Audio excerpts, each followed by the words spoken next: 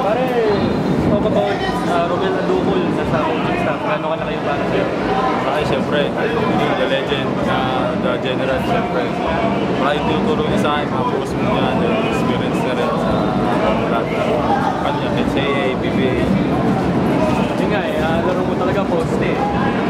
From last year, tingin mo nag-improve ka na dahil sa pag-mentor ni Romel Adukol? Oo, siyempre, mas nag-improve ako ngayon kaysa over last year kasi last year, we're doing kasama ng post mo. So, hindi masyadong marami yung post mo na naituturo.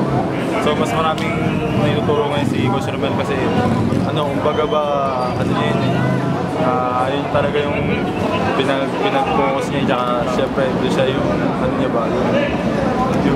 linya niya, big man talaga.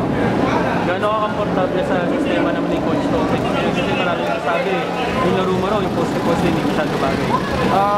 Siyempre, nakapag-adjust din ako ngayon.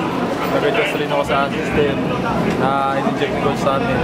Siyempre, hindi naman din para sa akin lang yung system, para sa buong team. Then, hanggang sa manalo yung team, mas okay sa akin. Kahit hindi ako bigyan ng bola. Basta manalo kami.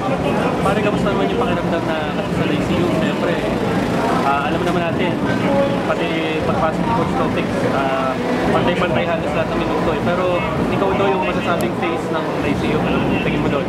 Siyempre, mabigat. Kasi parang mas mas maraming nakating sa'yo, mas maraming mas maraming responsibility ka na dapat gawin. Dapat patunayan mo rin sa kanila na may tutulong ka talaga kung magagawa ka sa team.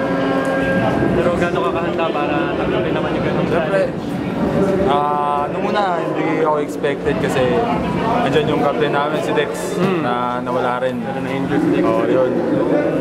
Simula nung na-realize ko na wala siya na kailangan mag-step up talaga. Siyempre, yun, nakapag-adjust na rin ako na kailangan ko talaga rin mag-step up para tumayo sa mga teammate namin para elite din sila. Alright, thanks pare, congrats.